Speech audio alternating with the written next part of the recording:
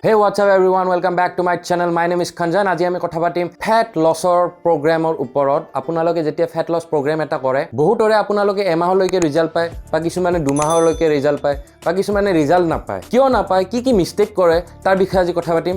So ভিডিওটো আগলৈকে চাই থাকক। ইয়াকে লৈ লেটস গেট ষ্টাৰ্টেড।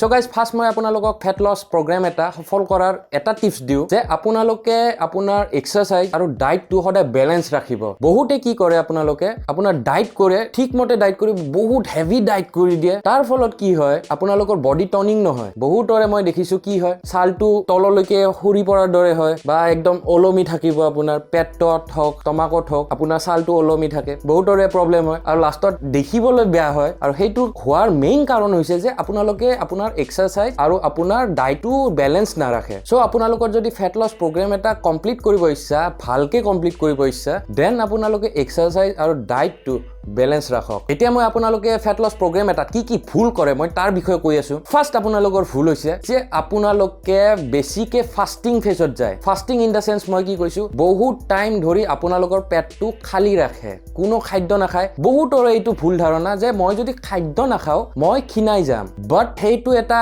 একদম ভুল ধাৰণা আপোনালোকৰ। যদি আপোনালোকে খাদ্য নাখায় আপোনালোকৰ বডি ৱৰ্ক কৰিব নোৱাৰে। আপোনালোকে যদি এনাৰ্জিৰ কাৰণে খাদ্য নিদিয়ে বডিত, আপোনালোকে বডি কেনেকে ৱৰ্ক কৰিব? আপোনালোকৰ দৈনন্দিন কামটো মই বাদে দিলো, যিবিলাক আপোনাৰ বডিৰ ফাংচন আছে সেইবিলাক কেনেকে কাম কৰিব? আৰু যাৰ ফলত বহুত পাইছো মই, আৰু এই ৰিসেন্টলি মই এটা নিউজত পাইছো যে কিটো ডায়েট কৰিছে কোনোবা সাৰ্টিফাইড ট্ৰেইনাৰে দিছে আৰু সেই কৰি কিডনি ফেইলিয়ৰ হৈ গৈছে। কিয় হয়? আপোনালোকে ডায়েটটো এনেকে মানে কি, ডায়েট ইন দা সেন্স এইটো নহয় যে আপোনালোকে খালি পেটে থাকক। এটা প্ৰপাৰ ডায়েটত আপোনালোকৰ 5 to 6 মিল থাকে। আপোনালোকে সেইটো বুজিব লাগিব। আপোনালোকে খাদ্য নাখালে আপোনালোকে ক্ষীণাই যাব সেইটো নহয়, কাৰণ আপোনালোকক হেলথি ৱেট ক্ষীণাব লাগে। আনহেলথি ৱেট ক্ষীণাই আপোনালোকৰ কি লাভ হ'ব? বহুতকে মই দেখিছো যিবিলাকে খাদ্য নাখায়, বহুত টাইম ফাস্টিং কৰি থাকে, দিনটোত এটা বা দুটা মিল খাব, তেওঁলোকৰ শেষত গৈ লিভাৰ চিৰচিছ বা আপোনালোকৰ আলচাৰ এনেকুৱা ধৰণৰ বেমাৰ হৈ যায়। আৰু তেনেকুৱা কেছ মই নিজে পাইছো। মোৰ তাত তেনেকুৱা ক্লায়েণ্ট আহে যে মই ভাবিছিলো যে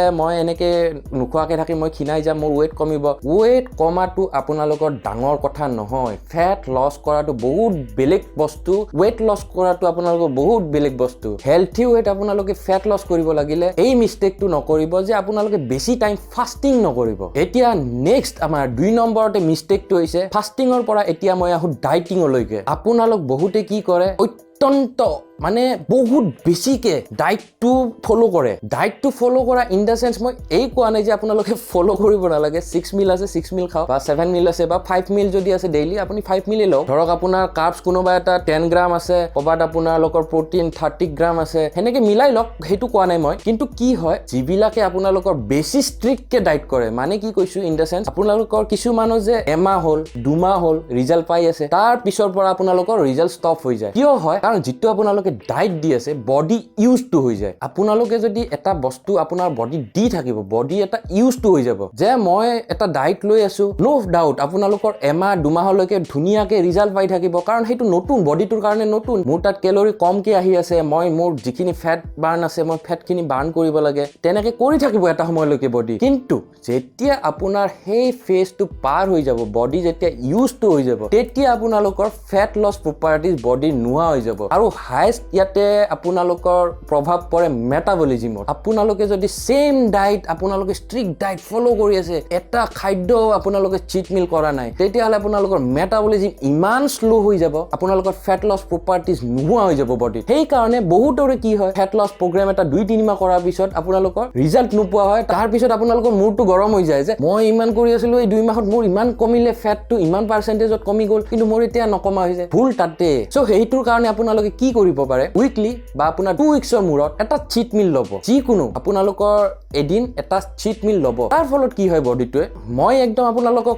সিম্পল ৱৰ্ডত মই কৈ আছো, যেতিয়া আপুনি এটা চিট মিল দিয়ে, আপোনালোকে ষ্ট্ৰিক্ট ডায়েট ফলো কৰি আছে, আপোনালোকে এটা চিট মিল দিছে, বডিটোৱে তেতিয়া চক পোৱাৰ দৰে হয় যে ঠিক আছে মোৰ তাত এটা খাদ্য পৰিছে, এটা বেলেগ টাইপৰ খাদ্য পৰিছে। সো বডিটোক আপোনালোক ইউজ টু হ'ব নিদিব বস্তুটোত, যে কাৰণ আপোনালোকে ধৰক 2000 কেলৰি আপোনালোকে ডেইলি লৈ আছিল, এতিয়া আপোনালোকে 1500 কেলৰি লৈ হৈ আছে তাক আপুনি কিমান কমাব 2-3 মাহ যোৱাৰ পিছত আপোনালোকে কিমান কমাব 1000 কৰিব নোৱাৰে 500 তো কৰিব নোৱাৰে কমাই কিমান কমাব সো বডিক যদি আপোনালোকে সেই 1500 ক্যালোৰিতে ফেট বাৰ্নিং প্ৰপাৰ্টিজটো ৰাখি আপোনালোকৰ প্ৰগ্ৰামটো চলি থাকিব বিচাৰি আছে তেতিয়া হলে আপোনালোকক এটা চিট মিল পাৰ উইকে হওক বা 2 উইকৰ মূৰতে হওক এবাৰ চিট মিল কৰিব আৰু cheat meal in the sense এই নহয় যে গোটেই দিনটো আপোনালোকে বাৰ্গাৰ পিজ্জা যি পায় তাকে খাইছে সেইটো নহয় আপোনালোকৰ cheat meal in the sense মই কি কৈছো কি নহওক আপোনালোকে 2 উইক্সৰ মূৰত এদিন খাইছে বাৰ্গাৰ খাইছে কোনো ডাঙৰ কথা নহয় এটা খাইছে এটা মিল চিট মিল এটা জাস্ট গোটেই ডেটো নহয় সেইটো ভুল নকৰিব নেক্সট আমাৰ এক্সাৰসাইজত ভুল কি হয় আপোনালোকে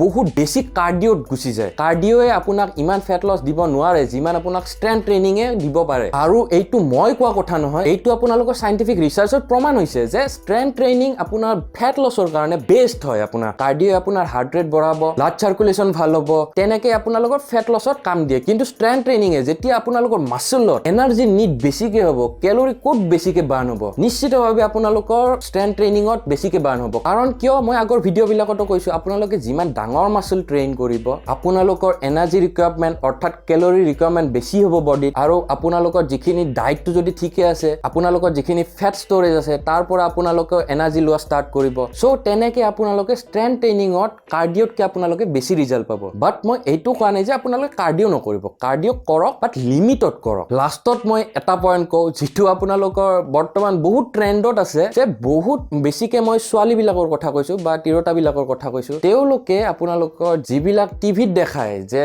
এইটো হেলথি ফুড এইটো অমুক বিস্কুট হওক এইটো আপোনালোকৰ সিৰিয়েল হওক এইটো আপোনালোকৰ কৰ্নফ্লেক্স হওক কিবা হওক মই প্ৰডাক্ট কেইটাৰ নাম নকওঁ বাট তেনেকুৱাকে বহুত ফেন্সি প্ৰডাক্ট আছে আৰু বহুতে কি কৰে একেটা খাদ্য দেখি যে এইটো এনেকে খাব পাৰি হেলথি হয় ডায়েট ফুড হয় বাট আপোনালোকে এটা কথা জানি লওক যে প্ৰসেস ফুডত আপোনালোকে যিমানেই নকক তাতে যিমানেই যি লিখা নাথাকক যে অমুক আছে তমুক আছে বাট আপোনাৰ সেইটো 100% ডায়েটৰ খাদ্য হ'ব নোৱাৰে উদাহৰণস্বৰূপে মই যদি আপোনালোকক কওঁ যে আজিকালি বহুত বিস্কুট ওলাইছে যে অমুক হোল গ্ৰেইন বিস্কুট কিবা বিস্কুট যিমানে যি নকক তাতে অলপ হ'লেও ময়দা মিক্স থাকিব তেনেকে বহুত ওটছ ওলাইছে অমুক ওটছ সেইবিলাকতো আপোনালোকৰ প্ৰসেসড হয় সেইবিলাক যিমান যি নকক তাতে আপোনালোক ফেট ফ্ৰী হ'বই নোৱাৰে সেইটো বস্তু আপোনালোকে অলপমান ষ্টাডি কৰিব সেইবিলাক বস্তু কিবা এটা আপোনাৰ টিভিত দেখাইছে যে কোনোবা এজন এক্ট্ৰেছে আহি কৈছে যে মই এইটো খাইছো তো মই ফিট হৈ গৈছো কিবা প্লাস কিবা মই নাম নকওঁ বাট তেনেকুৱা খাদ্যবিলাকৰ পৰা দূৰত থাকক যিমান পাৰে আপোনালোক অৰ্গেনিকত চাওক যে যদি আপোনালোকে ওটছ খাব বিচাৰিছে দেন সিম্পল ওটছ লওক সেইটোক আপোনালোকে ঘৰত যেনেকে বনাই খায় উইদাউট অইল বনাই খায় যেনেকে বনাই খায় খাওক সেইটোত কোনোৱে আপোনালোকক বাধা নিদিয়ে আৰু আপোনালোকে বিস্কুটে হওক বিস্কুট আপোনালোকে হোম বেক যদি কৰিছে নিজৰ ইচ্ছামতে হোল গ্ৰেইন বিস্কুট আপোনালোকে নিজৰ ঘৰত বনাইছে সেইটো বেলেগ বাট যেতিয়া আপোনালোকৰ ডাঙৰ এটা ফেক্টৰী বা যিবিলাক ডাঙৰ কোম্পানী আছে তেওঁলোকে ইমান আপোনালোকক হেলথি বনাই দিব নোৱাৰে সো সেইবিলাক খাদ্য আপোনালোকৰ ডায়েটত এড কৰি নিজৰ ফেট লছ প্ৰগ্ৰামটো ধ্বংস নকৰিব সো গাইজ আজিৰ ভিডিঅ'টো আমি এইখিনিতে শেষ কৰোঁ আপোনালোকৰ যদি ভিডিঅ'টো চাই ভাল লাগিছে লাইক কৰক কমেন্ট কৰক আৰু মোৰ চেনেলটো সাবস্ক্ৰাইব কৰক একেলগে বাই বাই